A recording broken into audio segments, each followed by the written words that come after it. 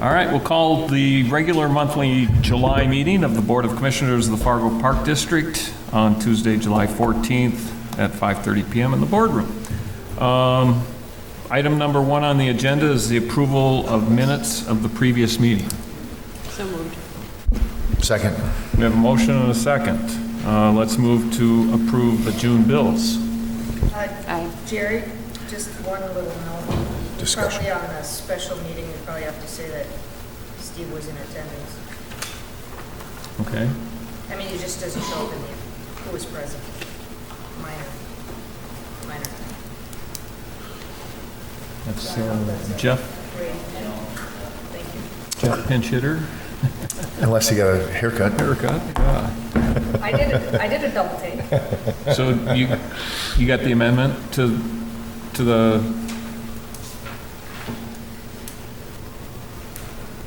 that Vicki is asking for? I circled the name that needs to go in there.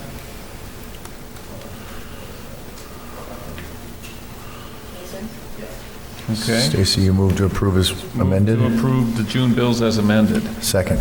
Motion and a second. The new Jeff, what's your first? Brandon. Brandon. Braden. Same son, same name as my older son. Do you want to call the vote, please? Aye. Aye. Yes. Aye. Aye.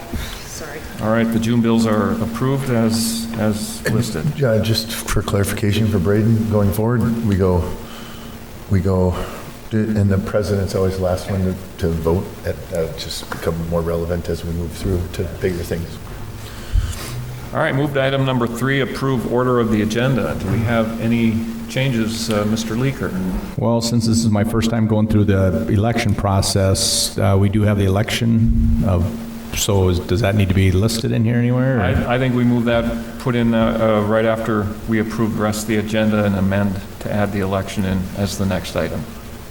Sounds good. That's the only change. Okay. We have a motion on approving the election to follow. Wait a minute, aren't we approving June bills right now? Or? We did the.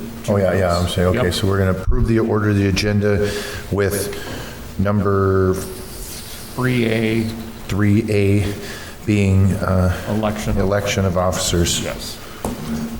So that's my motion. Okay, we have a motion and a second. Second. All in favor, say aye. Aye. Aye. All right, move to the election. Just reading through the memo that was provided to us by the staff.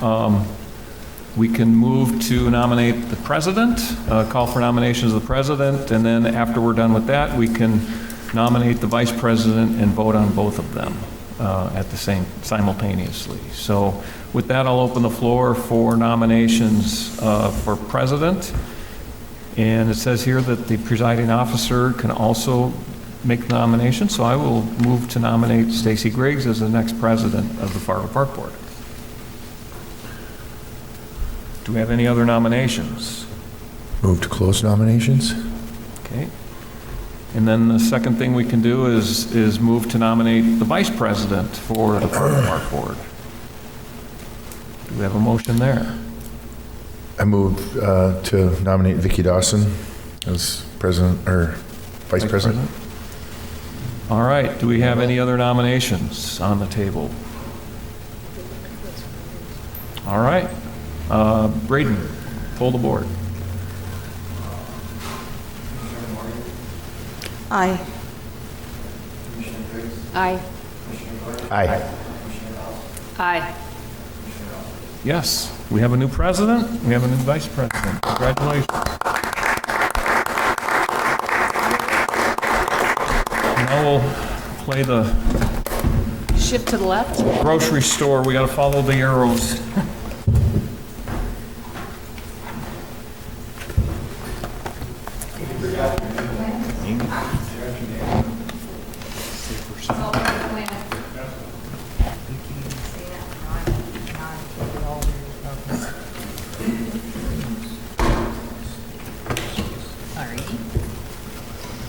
Well, the first order of business is to recognize our immediate past president, Jerry Rosted, for your year of service as president. I can shake your hand, but it's socially inappropriate at this time. Very nice. Is this a left-handed?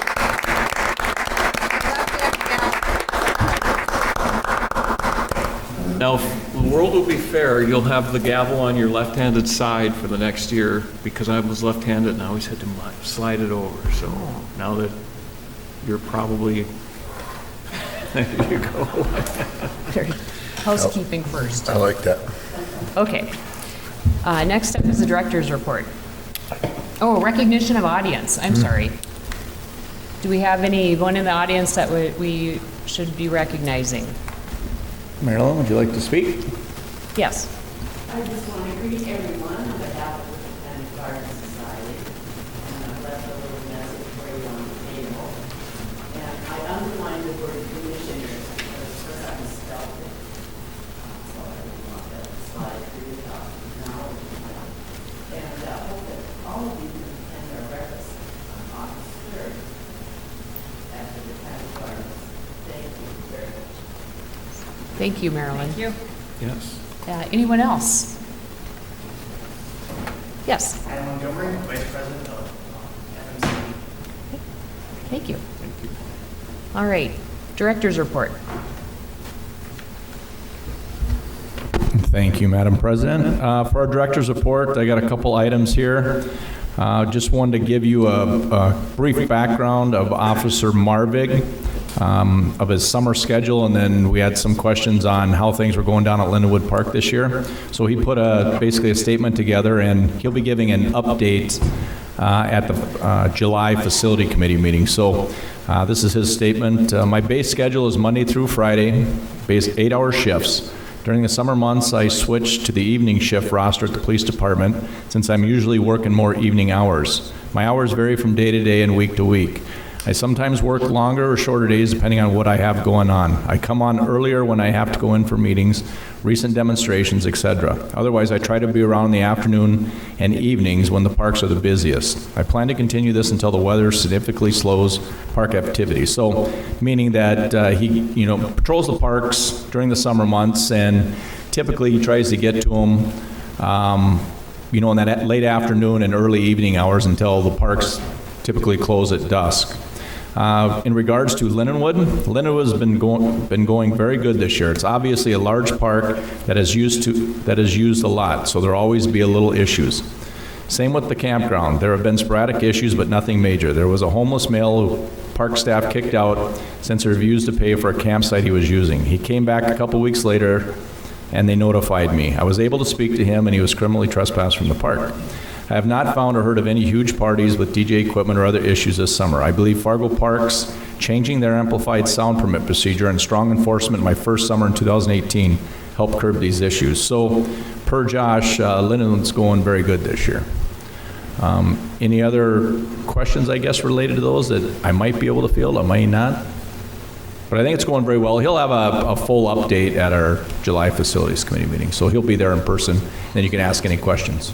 But personally, and I think all the directors will support, I think Josh does a very good job for the Park District. We're currently working on some issues at some of our neighborhood parks, and I'll give those an update as we go. Second item on the list, just a reminder that we have the Block 9 name reveal this Thursday, and the kickoff will begin at 9 a.m. Regarding where the media site goes live, and then everything else kicks off at 10 a.m. So that'll be exciting down there. We'll have the name reveal and kind of the new logos for the name. Excuse me, Dave. Yep. I just drove by there, and I was wondering, is this naming ceremony going to take place on site? Because it's a huge mess down there. Yeah. I think they'll have the street blocked off to the south side of the site there, and that's where the activities will take place. Okay. So they got a full day of activities. All right. Yep. I didn't know if Anna was still here. Second Avenue. Just an update on El Zago Golf Course. We've had issues since the reconstruction of that course on hole number 6. So our park maintenance department is working on getting some poles installed, and then we'll hang a protective net up there to help eliminate balls from crossing the street and into the yards. We've had some issues with balls hitting homes and vehicles up there. One of the issues was when we reconstructed that course, some of that, or that protective fencing came down along the avenue there. So we feel it's our duty to get some protection back in that park. And we're probably about 5 to 7 weeks out for that. We've temporarily relocated the tee box, so it's about a 75-yard hole now. And hopefully that takes care of some of our issues. And then just wanted to give you an update on Stonebridge Park. We've met last facility committee meeting with a neighbor that came to the facility committee meeting, and Dave Beats and I were down there today along with Sergeant Jacobson from the Fargo Police Department. I met with him also yesterday at 1:15, but Sergeant Jacobson wasn't able to attend, so we had another meeting today at 1:15. And they just wanted to state their case to Dave and myself along with Fargo Police Department, and I wanted to have the police department right there firsthand so the police could listen to their concerns. They could listen to what the police have found on their increased patrols. So, we did take their input. We're looking at some additional, having the officers write citations where pertinent. That goes down to parking, loud noise, and activity in the park after hours. So we also have issues down there with littering, and that's tougher to write a citation for, but we just want to increase the presence down there. We want people to use the parks, but we want to use the parks properly. So Dave, I'm sorry, was your meeting with the neighborhood, the people who live there, or the people who are using it that we have the problems with? Yeah, it was with the neighbors that have the concerns, so that's who we met with. So, we're going to put it on our July facility committee meeting to discuss again. And there's some things they would like us to do, and there's some things that, we just need to be smart about how we approach it. So want to make sure we take the proper steps. So just wanted to give you an update on that we've been meeting with them. We've been working with the Fargo Police Department and trying to come to a solution. So anybody have any questions regarding any of those items? Otherwise, we can move on to the regular agenda, or to the foundation report. All right, Brian. Thank you, Madam President. Congratulations. First of all, just to comment on one of the items Dave mentioned, I did see Officer Marvig on his motorcycle earlier this week, and it's impressive. Mm-hmm. I mean, it's pretty sleek looking. It really accelerates quickly. Nice piece of equipment, and he looks good on it. He knows how to operate it. So very impressive. And it's a motorized bike, actually, right? So you could actually take it through.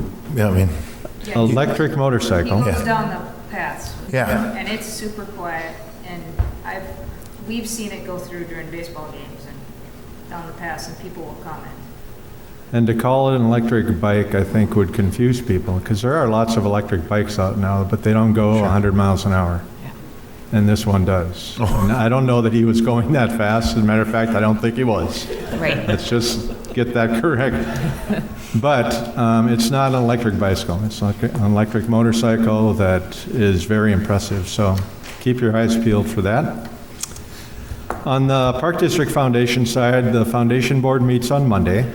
Be our second meeting post-coronavirus. It is our third round of grant match applications, so we'll be reviewing 3 applications that we've received, which is great. And there'll be some discussion, update, on where we're at with the sports complex, which I think is kind of waking up from a slumber as well. I think there's some activity to talk about, some meetings we've had with potential donors that we'll report on, and so I think activity in that area or that respect is starting to rev up again. With respect to the Valley Senior Services, the foundation, and our activities, our meal counts continue to outpace what we've ever done historically. We did almost 28,000 meals in the month of June. Which is the second highest total. We did more in the month of May, but May had 2 more service days. So our numbers are kind of off the maps compared to what we've been doing in the past. We're in a very good position financially because of the additional federal funds that we received and because of $100,000 in grants that we received from different foundations. So we're doing fine that way. We're starting to lose some of the volunteers that we picked up, at the start of coronavirus season. So we're beating the bushes just a little bit that way, trying to get some media attention and hook up with whatever people that might have an hour worth of time at about 11 o'clock, Monday through Friday. It's a quick responsibility. And certainly a really feel-good thing to do. I mean, you're doing something good when you deliver meals to somebody. So we're really working to find that. Deliver Meals on Wheels, how would you do that? Like, how would you call? What would you call? Well, if it were me, I would call 293-1440, 293-1440, and just ask for the volunteer coordinator. And we deliver meals in North Fargo, a couple spots in South Fargo, West Fargo. So anybody that has some time, during the day, and if they want to bring their kids along, it's a really good experience for kids to be a part of. They're providing their own vehicle? Yes. Yeah. Thank you. Yeah, and how many meals are we loading up in the car at a time? 10 or 12 meals. Usually takes about 30 minutes to make the deliveries, a few minutes to pick things up and drop things off, and it's a great experience. Good one for anybody if they have some time. Awesome. Thank you. It is, and it helps keep people in their homes. Yes. The other thing is, do you know Jay Nelson? Yes, I know Jay very well. Yeah, I know. I thought you would, because he is such a great promoter of your program, and he writes anecdotes and stories about all these people that he's been visiting for years on end. People follow it, just Right. because the stories are so sweet. I'll have to reach out to Jay to have him do a few stories on Facebook. Yes. Actually, Jay's parents delivered Meals on Wheels for many years, so he took up when they left off. Uh-huh. So they've been a part of our program for a long time. But that's what I have to report. All right, thank you. Number 7, recognition of FM trail builders. Commissioners, we have several members from the FM Trail Builders here tonight. We have Jim Berg, Jason Artley, Tim Krieg, and Eric Pauley. And they're the gentlemen standing back here in the corner. And we've established a very good partnership over the last several years. They came to us probably 4 or 5 years ago and wanted to construct, I won't call them mountain bike trails because there's no mountains around here, but we'll call them single track bike trails. And they initially got their start in Moorhead and did a very nice job with them when we checked references and everything, and they wanted to move over to Fargo. So I can't say enough nice things about them. They've been great to work for. They establish single track bike trails along a river corridor, which can be used for birders, walkers, hikers, and even cross-country skiing in the wintertime if somebody wants to cut their own trails. So they do a great job, and I don't know if Jim, if you would, I know the board wanted to recognize them and thank them for their work, and I don't know, Jim, if you want to say a couple words, or Jason?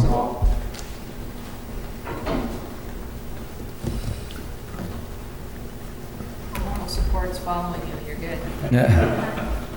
Team effort. Thank you, Dave. The microphone. This is an exciting year, 2020, even though it might seem different otherwise. This is our 10th year of being a 501c3 nonprofit organization, and we're very excited to have finally worked with Dave and Dave, that's Mr. Leader, to finally go to Fargo and build some trails. Currently, as of today, we have contributed over 200 hours of volunteer time into Island Park. And with that volunteer time, Island Park is now the longest single-track trail in a 50-mile radius. So with that, we've got people coming from all around to enjoy this new trail that we've built. That's great to see birders, hikers. I'm out there with my son, riding a bike and having a good time. We're looking to maintain this year-round, so it'll be groomed for fat bikes and snowshoeing. And it's a fantastic opportunity, and we're very thankful to be working with you guys and help bring traffic and enjoyment to a beautiful Fargo Park. So with that, I want to say thank you to all of you, even though I've only worked with Mr. Leaker and Mr. Beats, but I know that you're all a part of that, so I appreciate it. With me, I've got James Berg, Tim Krieg, and Eric Pauley. These three guys are probably the hardest working folks I've met, and these are the guys mostly responsible for Island Park. So if you see them out there with a shovel in their hand or picking up sticks or doing something, tell them thank you, but these guys are certainly more responsible for the beauty of Island Park, the trails there, than probably anybody else in our community. So I wanted to make sure that these guys are recognized. So with that, I want to thank you guys again, and if you want more trails, you know where to find us. Well, before we start clapping, I want to thank you for bringing your passion to the community and building a trail system that many people appreciate that you may never meet. So we appreciate the collaboration and your hard work so much. Certainly, and there's, probably we're over 50 members now, and just it's great to see families out there, and it's something for everybody. So, anybody who wants to volunteer more time, we'll certainly put, a tool in their hand as well. All right. But thank you. Thank Jason, you. do you have a Facebook page or a website? We do. Fargo-Moorhead Trail Builders on Facebook is probably the best way to get a hold of us. We're also on Instagram. Otherwise, our website, you kind of let it die. It's Facebook is where we're getting all the traffic. But always getting responses and sending messages that way. All right. Thank you. Well, Thank you, guys. if I could, I'd like to ask a question before you leave. And, you thanked us, but we want to thank you for all the work you've done. And do you have a couple of projects that are on the horizon, the next things you want to get done? Maybe give us a little update. Yeah, our goal is to refine Highland Park. Currently, it's a little over 6 miles. Fine-tune it, make it, secretly, we want it better than the Moorhead Trails. Don't tell them. But we're going to put in some more sharp work. We're going to make sure it's more accessible to more users, as well as provide a little bit, of variety that we aren't seeing on other trails. So our main goal is to improve that trail, and I'd like to add, we also got an agreement with Forum Communications to get I don't know how many acres it is, just on the north side of the Rose Creek Coulee. Yep, behind the We'll be tower there. Producing more trail there this fall, when vegetation kind of dies down a bit. And hopefully keep going north. Once I think there's 2 more houses left to be bought out, going north along the river corridor there, so. Yeah, and as the cities acquire more buyout properties, they're willing to work with us along with the FM Trail Builders to extend those trails north. So, yeah, it's a great partnership. Yep, absolutely. And not only do they construct the trails, they maintain the trails. So, very little, we do help them out at times if they have downed trees and our forestry department gets in there, but they do the vast majority of the work and the maintenance. I just had a question. So do you work with volunteers too? You three are staff, and then do you have volunteers? we're all volunteers. There's 0 paid staff. We're just a nonprofit, and we all just do it out of the love of it. So do you have many more? Are there many more of you? There's probably our core group is probably 30 right now. But we've got people who volunteer all the time saying, hey, I've got 3 hours. Can I take my kids and go pick up sticks or pack up trash? Sure. Go to this park at this time, and we'll meet you there with the trash bags. So it's great to see the community really embrace this. The bike shops, besides the COVID thing, have been going nuts with mountain bikes. All the sporting goods stores have really been appreciative and supportive of our involvement in the trails. We're selling more product, getting more people outdoors, which contributes to the health of our community. So it's really breathtaking to see how many people want to help us. So we'll take all the volunteer hours. Everybody. Thank you. Yeah, I'd like to add too, I actually live 2 blocks from that area, right off of River Drive, and what that has done for my view of the neighborhood is unbelievable. I get up in the morning, like 2 blocks, do a 6.5-mile loop, and come back home, and there's my morning commute. I work from home now. It's fantastic. They're just wonderful trails, and it's only getting better. Like James mentioned, we have the Forum thing coming up. That's probably going to add another 2 miles. So we're looking at probably 8.5 miles, and then we're going to be probably, like Mr. Lee was mentioning, that form trail with the Lemke trails that exist now. And I think that's like a 3/4 mile loop right there. And we can have access to all that. We're looking at about 10 miles of safe single-track trails that are used for hikers, nature walkers, and then in the winter, you got the snowshoers and what's the little skis that you like? Hawk skis. The little hawk ski things, and those are actually incredible trail groomers themselves. The one thing that we have going on right now is a fundraiser. With this amount of trail, we need more equipment. You know, right now we have more Fargo Parks. I think will help us out here some way, but Moorhead does allow us to use their storage facilities at Gooseberry and at MBJ. And we can keep all our equipment right there on site, so if we want to use the groomer, the brush cutter, or whatever, all the saws, it's right there, we get a group of guys and they just get after it and it's done. If we get something like that set up for these trails, and it's flood protected, so we wouldn't have to be worried about moving this storage thing every spring or whatever, that'd be bad. But right now we are looking for donations to help with some equipment, additional brush cutters and things like that. So.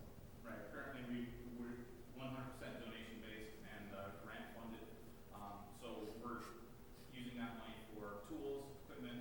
We have a cave storage facility, maintenance on all of our equipment, maintenance on our tools, and that's really expensive for a volunteer organization. So if you check out our Facebook page, there is a link for our donation page. But as I said, we're a 501c3, so it's tax exempt as well.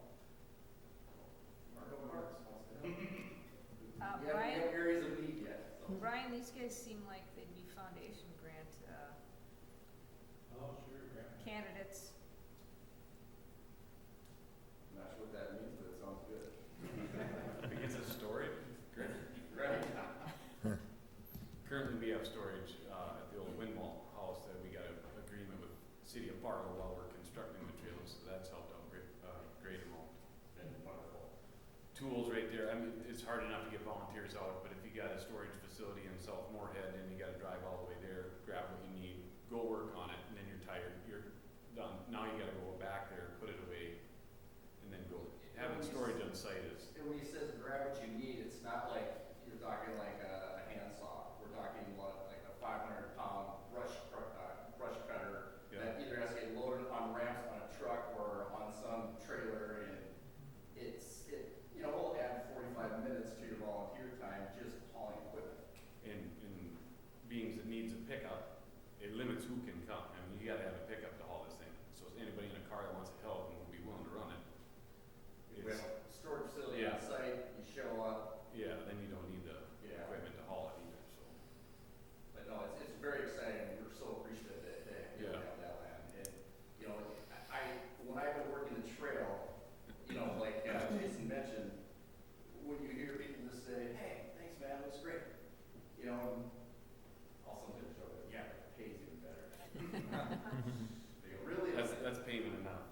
Seeing people smile because I love the trails and I just say, hey, glad you enjoyed it, because that's, it was gifted to us to do this, and I haven't been on this group for that long, and I'm just in awe of the group that comes out. I mean, we got guys mapping trail, we have guys clearing big brush, and we have guys burning the trail with the brush cutter or whatever, and it's an organized thing. These guys, we really know what we're doing, and we get after it. So, any help that we can get from Fargo Parks, we'll take it.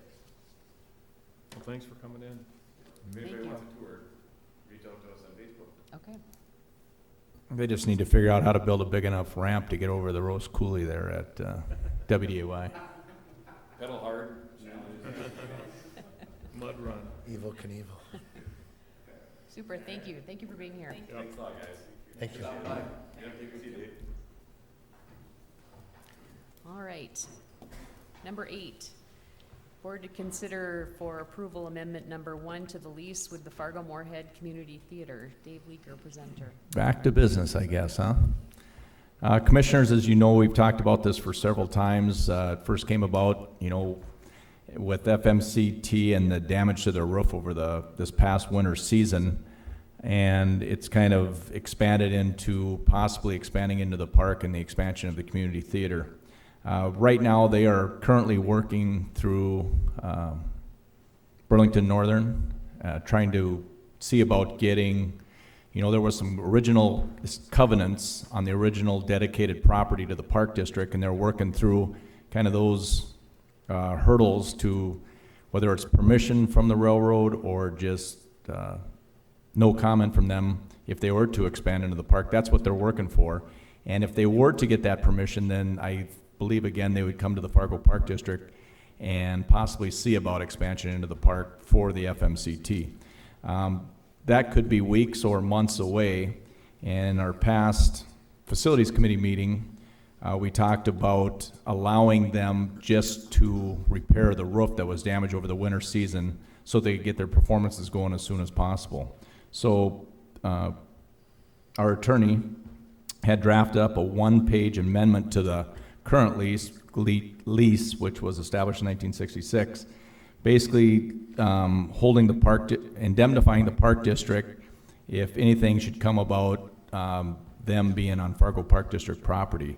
So the addendum is currently up on the overhead, and I talked with Andy Noah this afternoon, and the red lines are just filling in the dates and the correct names, and then there was a minor change there as recommended from FMCT's attorney. So right now this is the draft of the amendment that would be presented for approval, and if this would happen, basically their construction could start tomorrow, and then they would have 6 months to complete that construction or reconstruction of their roof, with another 6-month addition if they didn't get the work completed.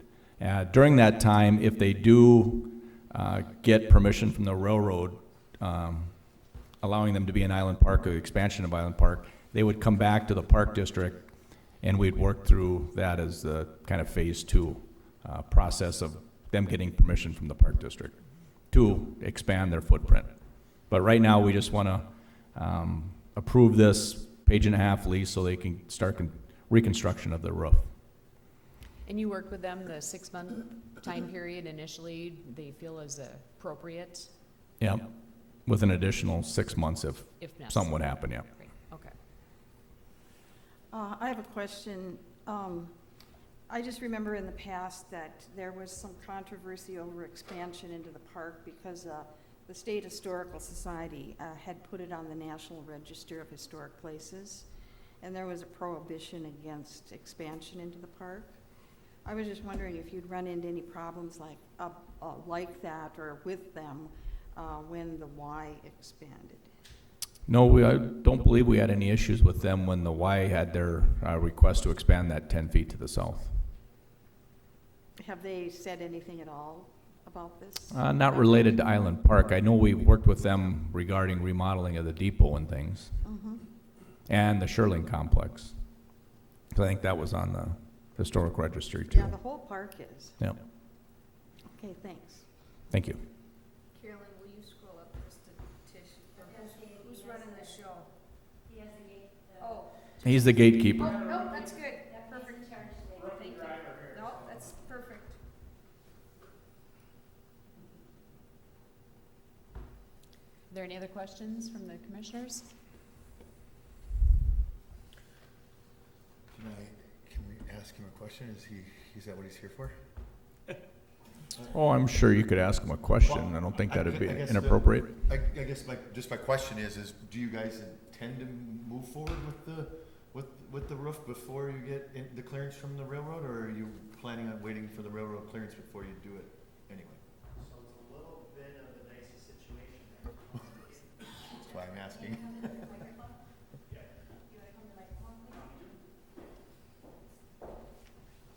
You know what you're getting in for, did you? Oh, this is fine. No, Well, and if you don't want to answer that, I'm just saying we're going through this work to give you permission to make your own decision, and I'm just curious if you want to share if your intention is to move forward without it yet, or because I got a feeling from her that it was more that we wanted you to give us permission to move forward so that the second that they got railroad clearance that they were going to start the work, but maybe you're going to start the work regardless. So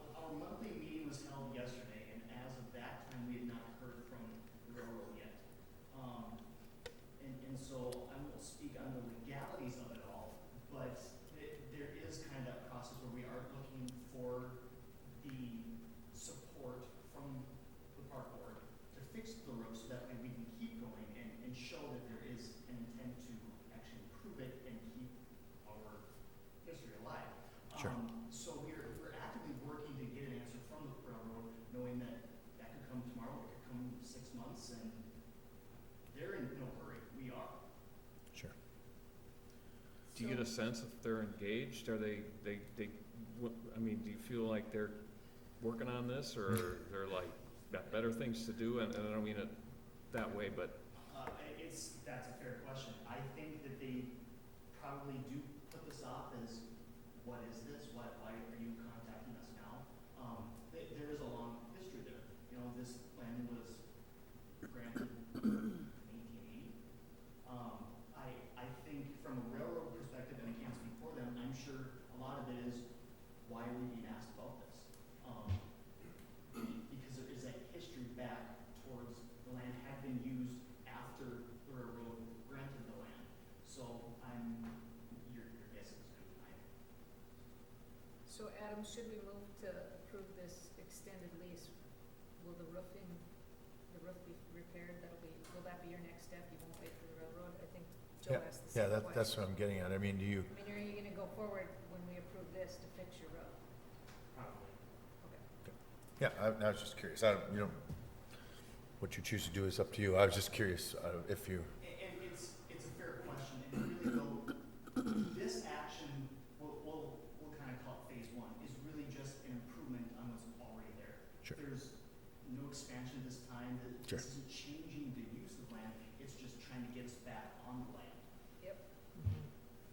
So we do Right. expect to hear something, but I don't think anybody's gonna say, no, you can't fix a hole in your roof. Okay, that's what I was wondering, and I agree. But again, I move we approve the amendment number 1 to the lease with Fargo-Moorhead Community Theater as presented. second. Thank you.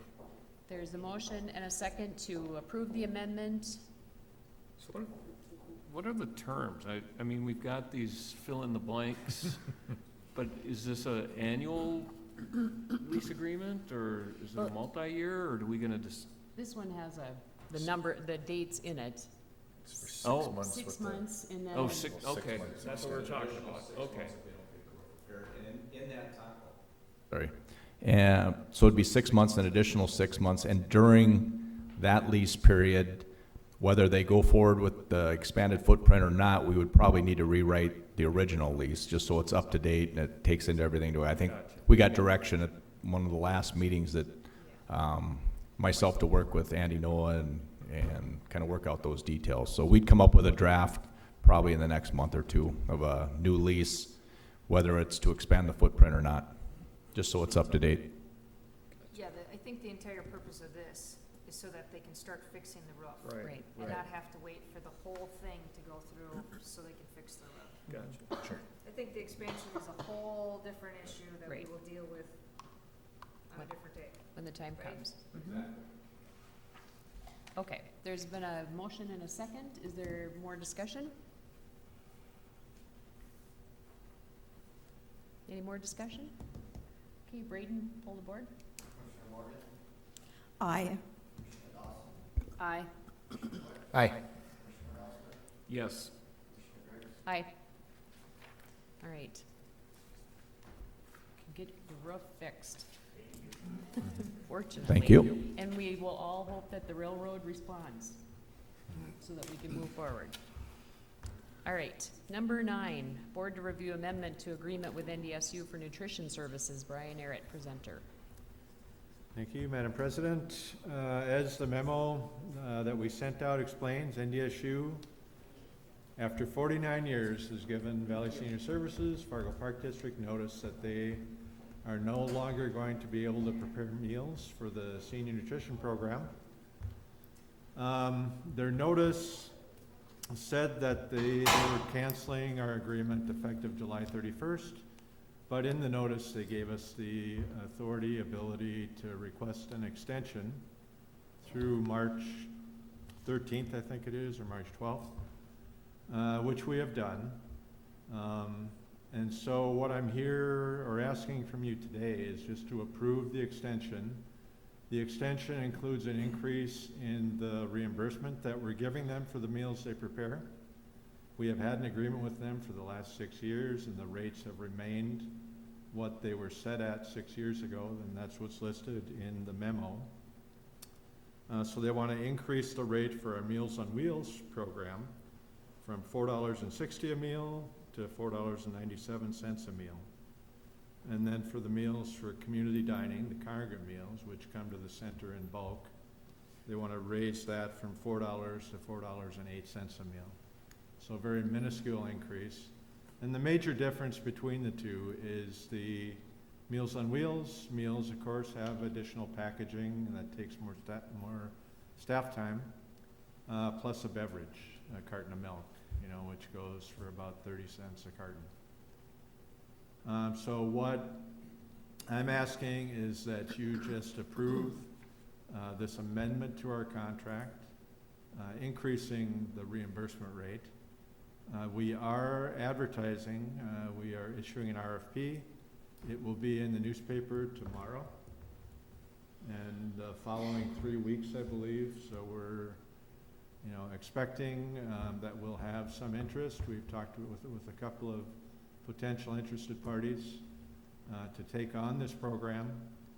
It's about a $15,000 a week commitment, $750,000 a year.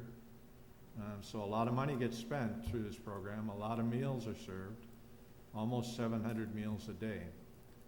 So 700 seniors are receiving a very healthy, nutritious meal that helps them to continue living in their homes later in life. So it's a very important service that NDSU has done. Certainly kudos to them. We appreciate the incredible service they provided, and their willingness to continue working with us is great. I mean, fantastic to give us the time we need, to find somebody to take their place in this important responsibility. So with that, I'll answer any questions anybody might have.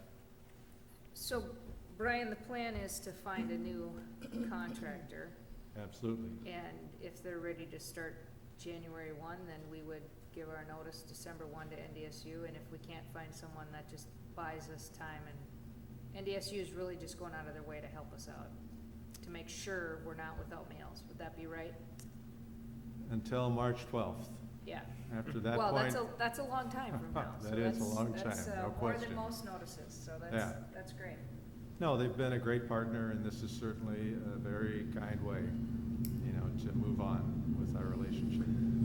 But just to clarify off of her question, you said until March, whatever that date was or whatever, are we obligated to them until that March date? What if the potential vendor that we get says, let's start January 1st? Because I'm assuming if NDSU would potentially prefer that it be done at the end of the month now, they wouldn't be opposed to that, or? Their correspondence to us, and it's in the memo that we received from Katie Tarter, who's the Director of Dining Services on NDSU, is that they need 30 days notice. Okay. So if we find a vendor that's willing to start November 1st, we have to tell them by October 1st. So they don't order all the food that it takes, to prepare our meals. How So many 30 days notice. How many potential vendors are there in our community that could fill this? In my mind, probably 4 or 5. Okay. I mean, you have to have a very sizable kitchen, a lot of equipment for transporting food. They drop food at 15 different locations in town. So it takes 3 trucks with heated, essentially rolling ovens that keep the food hot while they're delivering it. It's a big operation, not something you could do out of a very small commercial kitchen. You're not eligible, Stacy. I can't cook that much. No. So, Brian, do you have a sense of why NDSU is making this move? Do you think it has anything to do with student enrollment? No, Commissioner Morgan. What they've said is they need to renovate the Residence Dining Center. That's where the meals have been prepared from for quite some time.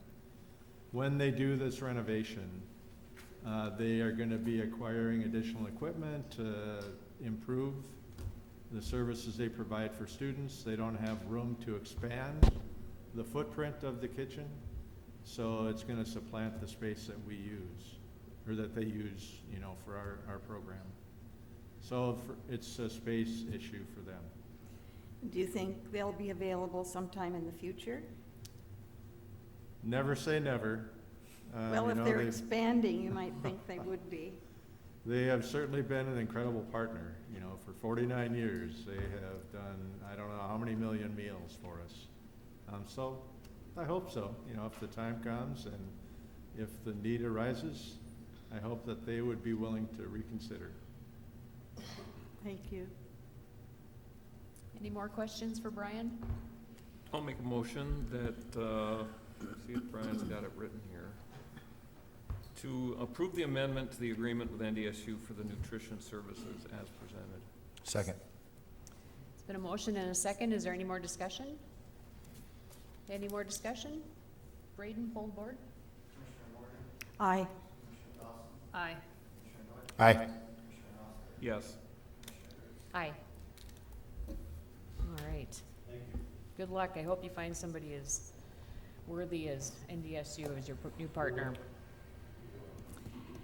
The next item up for discussion was the approval of changing the policy for our memorials, and I think everybody has a copy. They did, maybe. I can give you a brief give us- background. Okay. Yeah, Commissioners, this is related to a request from a past Commissioner, Phyllis Melvey, to name our Northside Recreational Pool after a past Executive Director, Roger Gress. And so through this whole process, we searched, and at that time, we didn't find the policy that's sitting in front of you right now. So what our approach was to take our memorial policy and then add dedication to that. And so as part of that process, we were going to approve the memorial policy by adding dedication, and that would help us in the renaming of the North Pool. Well, it just so happens this morning, Tara was doing a search on some other policies and actually found this memorial policy dated 2008. So long story short, we already have a naming and renaming policy. And so this item, there should be no further action taken.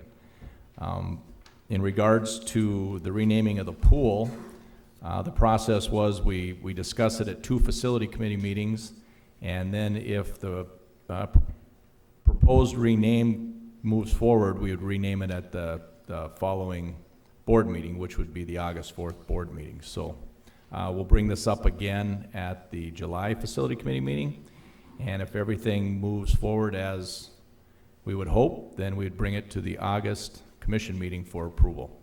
So if you have any other questions, I'd be more than happy to answer them. Dave, do our policies typically have numbers on them, and this one doesn't, or is that just HR stuff that I'm thinking of? Okay, so this normally wouldn't have a policy number? Yeah, and that's, Is there an easier way to track it? and we need to do a better job of cataloging, and we're working on our agreements and our policies and our easements and everything like that. And yes, there is a better way to file these, so. And of course, you know, if there's no set place you put it, and we should have thought, I mean, it should have occurred to us maybe too, that we've probably done this before. Well, but- that's ironic that you say that, Vicki, because I was the one that had this done. So I got elected in 2006, and so at that time, I replaced Dr. Barnhart, who had been on the board for 24 years beforehand, and was a colleague and a mentor and a good friend. And so I wanted to name something after Dr. Barnhart as a result of his time with the Park District. And it was written as a memorial and not for somebody who might be living. And so we created this policy, and we were looking at what we were going to do, and sadly his wife passed away unexpectedly in an accident, and we ended up doing it for her at Oak Grove. So at that point we didn't pursue that anymore, and so that was the intent for making the change, and then we haven't touched it in 14 years, so I should have remembered that. But then when Dave brought that up today, I was like, yes, because I remember that was. So, yeah. Well, and I think we should congratulate Carolyn for her library skills. Oh, you found it, Making this Carolyn? up. Oh, was it you? Okay. Tara found it. Tara. Oh, Tara. Oh, well, congratulations.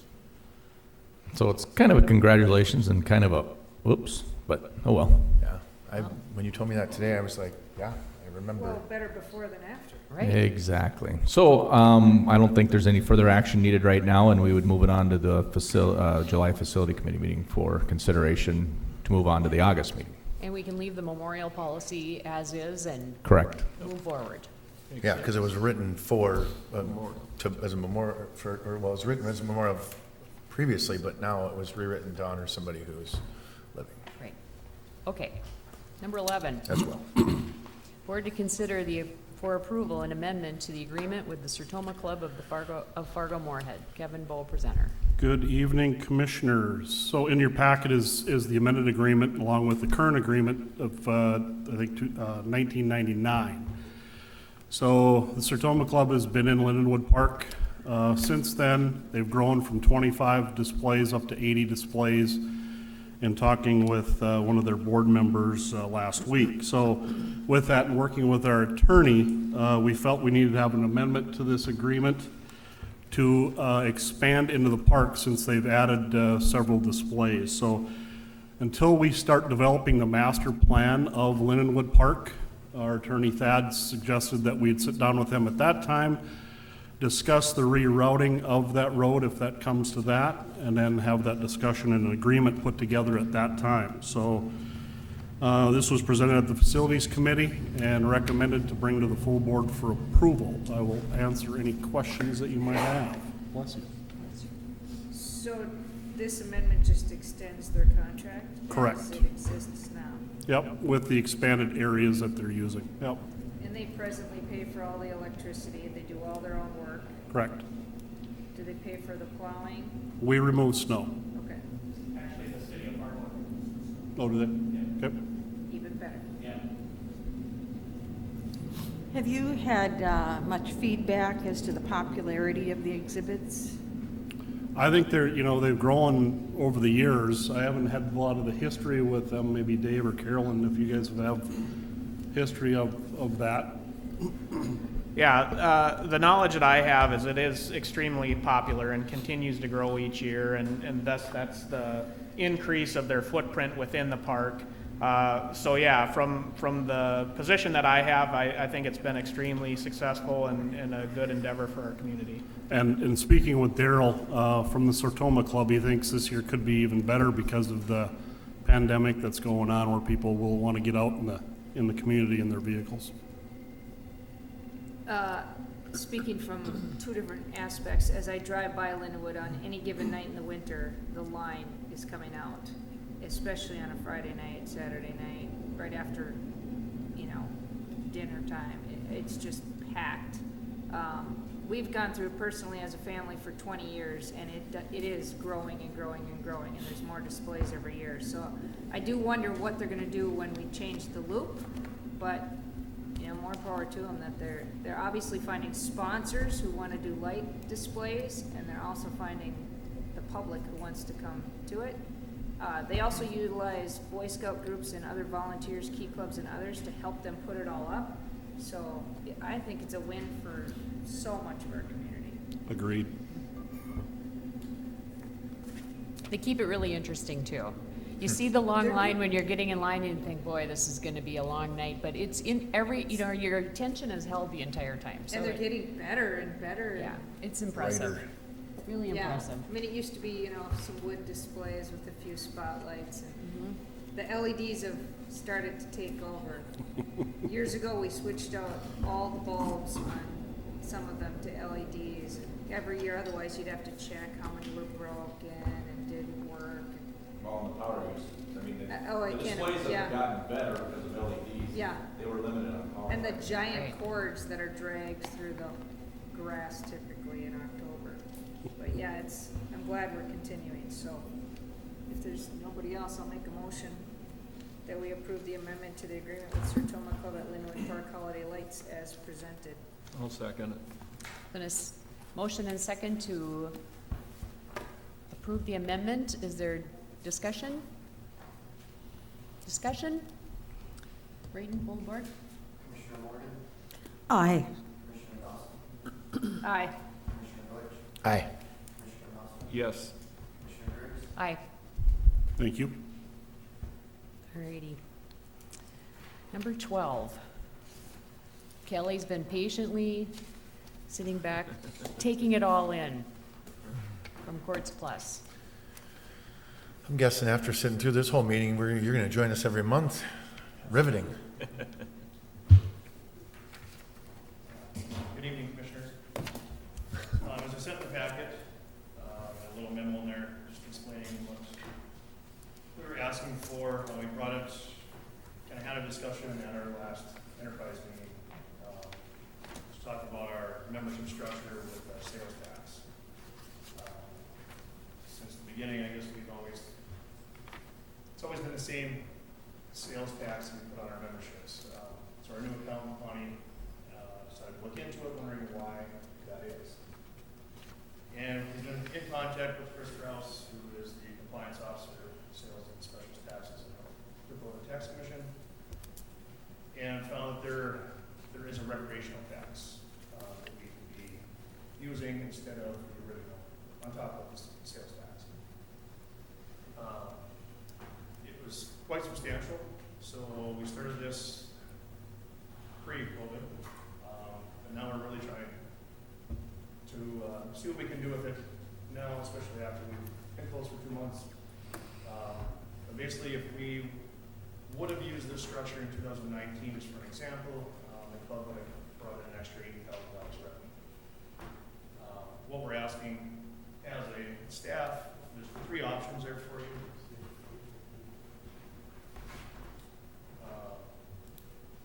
As a staff, what we were preferring is option 1, and that would basically do as I just mentioned. It'd be 0 change to the member itself, cash out of pocket. Normally, each year we would do a $1 increase. With this option, we would not do that for the next 2 years. So they would really stay the same as this year for 21 and for 22. We would look at doing an increase possibly in 23. Option 2 is basically cutting that percent in half. It gives a little bit back to the member.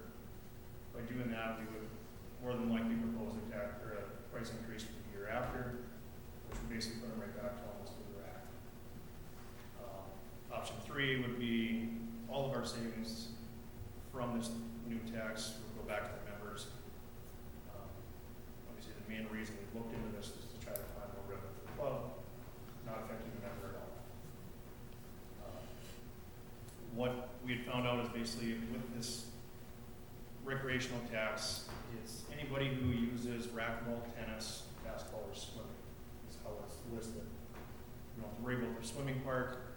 Tennis, it's only if it's without an instructor. So basically what our plan is for about 2 weeks every quarter, we go 4 times a day, walk through the club, see who's doing those activities, and then get a ratio between that and the number of check-ins during that time. So we came up with the 8%. That is the highest count. It was actually more of a 4% average of people actually using that. The racquetball, tennis, basketball. But as you can see, it's kind of a substantial difference that could really help out the club, and again, not affect the member at all. So basically, we need a 60-day notice to our members that we need to send out, since our base price will go up. So they'll need to be notified that. We do that by letter, and then we can make that change. In the past, people that do read letters, they'll call just to see, they're just confused to ask what they're actually paying. That's about it. So the total price they're paying would not change? Would not change. The base price just changes, and we're really just paying less into the taxes that we're required to pay. See, the alarm goes off and says ding, ding, I ding. mean, we're done. No, it means ding, ding, ding. Good idea, Kelly.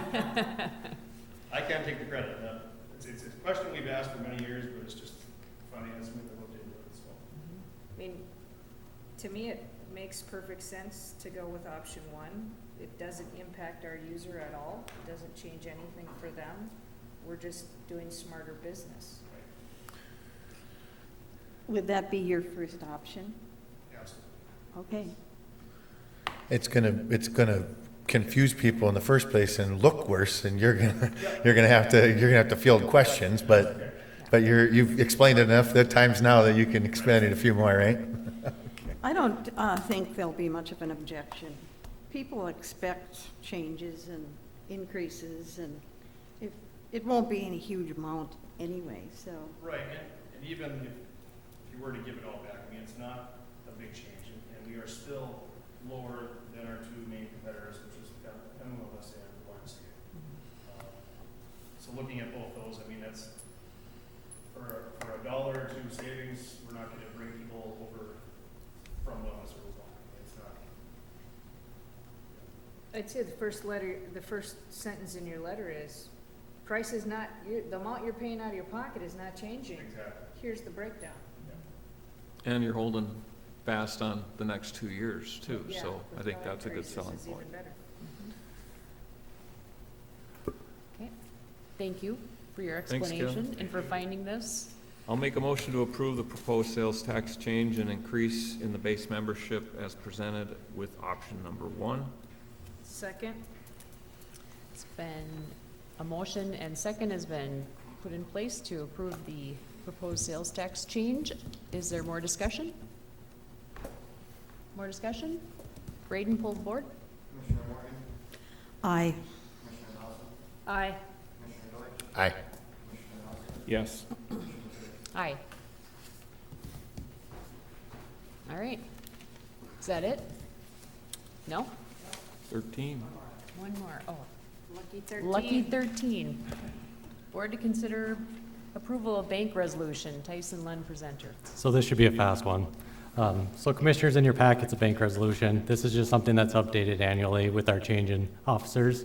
Well, essentially what it's doing is authorizing who's allowed to sign our bank account.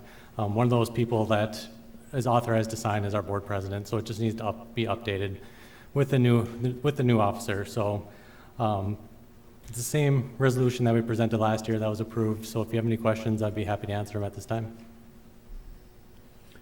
Have you been working on your John Hancock, Stacy? Yep. Is that ready. just policy that every district's got to be set up that way? Because in all my presidencies, I've never signed off on a check before. I don't know if it's something new. It's something we've done the past couple of years. So last year we worked off the resolution that was approved the previous year, and last year we had done it. I don't know if it's something that Bremer Bank's requiring now. That could be, but it's also the stamp that goes on our checks. So they use these signatures. Oh. So Tyson, you need a motion that, would that be correct? Yep. Okay. I move that we approve the change of the bank resolution to allow the current president, Stacy Griggs, to sign on various bank accounts with the change from Jerry Rosted. Second. Does that work? Sure. Okay, it's been moved and seconded. Is there any discussion? Any discussion? Braden, pull the board. Commissioner Morgan? Aye. Commissioner Nelson? Aye. Commissioner Deutsch? Aye. Commissioner Nelson? Yes. Commissioner Griggs? Aye. Move to adjourn? Adjourn. You hit the gavel? Oh. Right-handed? Oh, gosh. Haven't had a gavel in a while.